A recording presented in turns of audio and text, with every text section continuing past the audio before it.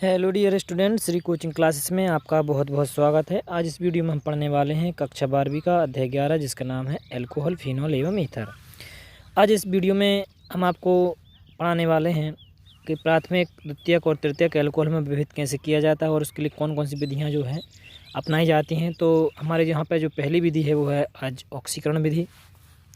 इसके अलावा आप विहाइड्रोजनीकरण विधि से भी अल्कोहलों में विभेद कर सकते हैं, लूकास अभिकर्मक से भी विभेद कर सकते हैं, और सबसे इम्पोर्टेंट आपकी जो विक्टर मेयर विधि है उससे भी आप अल्कोहलों में विभेद कर सकते हैं। तो हम सबको एक एक करके समझते हैं। ये सभी चारों की चारों विधियां जो है बहुत इंपॉर्टेंट हैं, जो कक्षा 12वीं में बोर्ड एग्ज़ाम में पूछी जा चुकी हैं। तो चलिए शुरू करते हैं हम आज के इस वीडियो से। पहले प्रश्न, प्राथमिक, द्वितीयक एवं तृतीयक अल्कोहल में विभेद करने की ऑक्सीकरण विधि।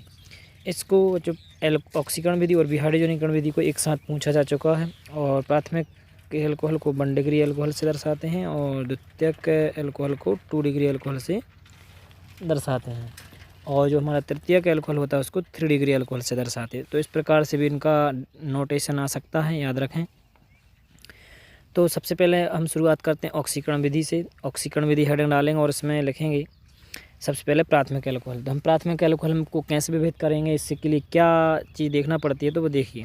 जैसा कि अभिक्रिया के नाम से समझ में आ रहा है, परीक्षण के इसमें ऑक्सीकरण विधि है, तो यहाँ पर ऑक्सीकरण होगा जो भी हम अल्कोहल ले रहे हैं, और अल्कोहल का जब ऑक्सीकरण करवाएंगे तो जो हमें उत्पाद मिलेंगे उनके आधार पर हम इनमें विभेद कर सकते हैं। ठीक है, तो देखिए ऑक्सीकरण के प्रथम पद में जब हम ऑक्सीकरण पहली बार जब अल्कोहल का ऑक्सीकरण करवाते हैं प्राथमिक अल्कोहल का, पहले आपको ये पता होना चाहिए कि प्राथमिक अल्कोहल का सूत्र क्या होता है। तो प्राथमिक अल्कोहल का जो सामान्य सूत्र होता है वो होता है RCH2OH। CH2OH इसमें क्रियात्मक समूह रहता है। ठीक है, अगर द्वितीयक अल्कोहल की बात करें तो यहाँ से एक हाइड्रोजन कम हो जाएगा और एक R यहाँ पर बढ़ जाएगा, तो सूत्र बन जाएगा इसका R2CHOH। ये हो जाएगा द्वितीयक अल्कोहल। और तृतीयक अल्कोहल हमारा हो जाएगा, एक हाइड्रोजन और निकाल देंगे तो हो जाएगा R3 और ये हो जाएगा COH। तो इस प्रकार से सबसे पहले आपको इनके सूत्र याद हों कि प्राथमिक, द्वितीयक और तृतीयक के सूत्र क्या हैं। ठीक है, तो इस प्रकार से आप सबसे पहले इनको याद रखें। अब हम बात करते हैं विधि की।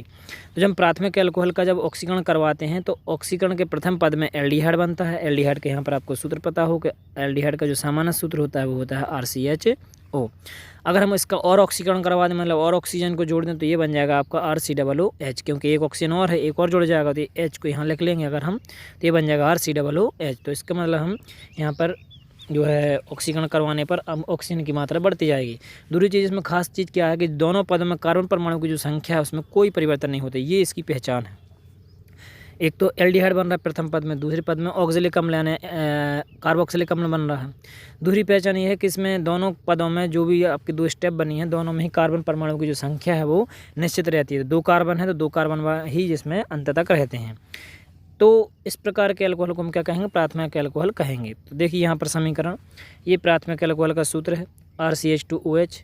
ठीक है, इस पूरी की जगह पर आप R रख सकते हैं, और CH3 की जगह पर R रख सकते हैं, और CH2OH अपना क्रियात्मक समूह है। जैसे इसका ऑक्सीकरण करवाया तो यहाँ से H2O बाहर निकल जाएंगे।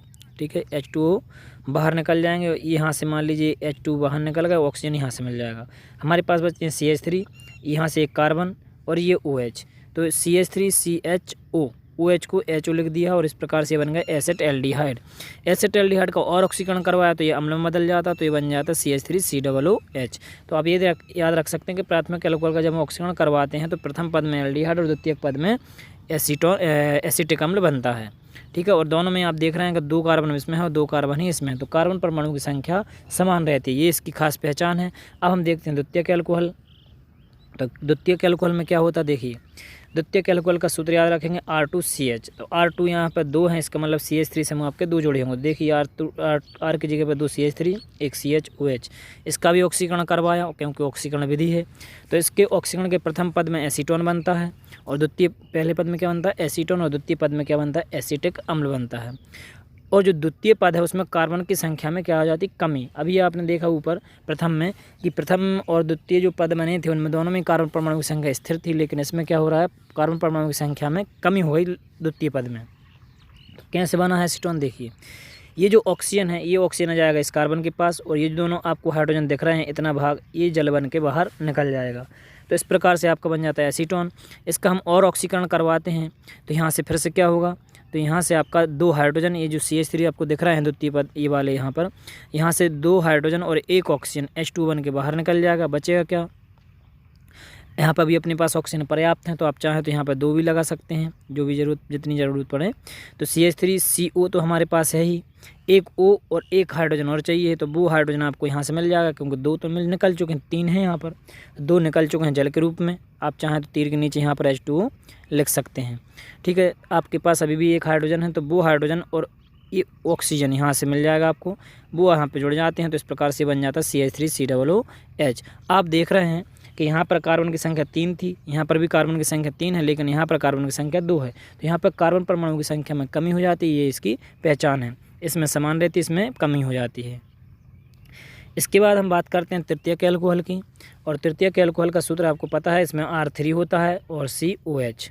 ठीक है, तो इस प्रकार से R यानी 3 है, तो इसका मतलब यहाँ पर CH3 3 होंगे, तो CH3 आपको 3 दिख रहे होंगे, और COH क्रियात्मक समूह है।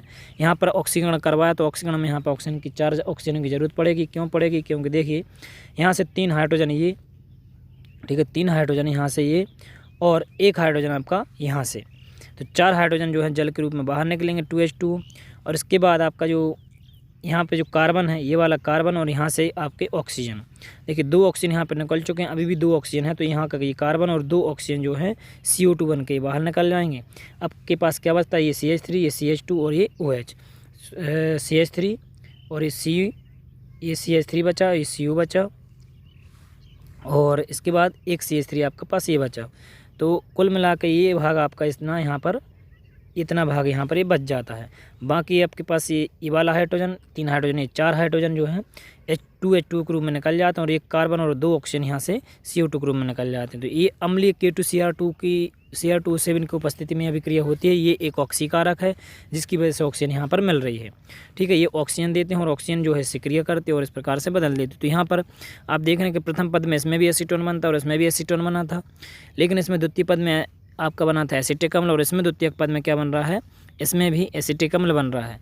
तो यहाँ पर आप देख रहे हैं कि इसमें भी द्वितीय पद में क्या हो रही है, कमी हो रही है कार्बन परमाणु की संख्या में।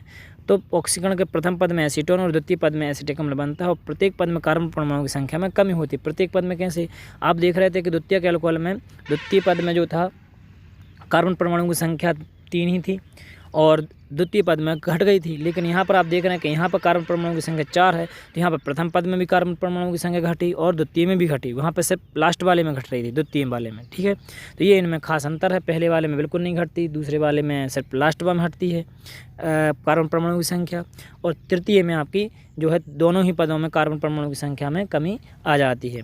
तो ये थे इनके अंतर, या ये कह सकते हैं विभेद करने की विधि।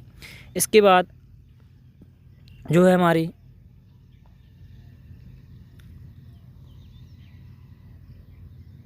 इसके बाद हम बच्चों बात करते हैं नेक्स्ट विधि की, और नेक्स्ट विधि हम देखेंगे अगले वीडियो में। तब तक बन रही है हमारे channel Shri coaching classes Begumganj पर। अगर आप चैनल पर नए हैं तो चैनल को सब्सक्राइब करना ना भूलें, और अगर आपको वीडियो पसंद आए तो वीडियो को लाइक और शेयर जरूर करें, जिससे आपके दोस्तों को, आपके मित्रों को इसका लाभ प्राप्त हो सके। बन रही है चैनल पर। धन्यवाद।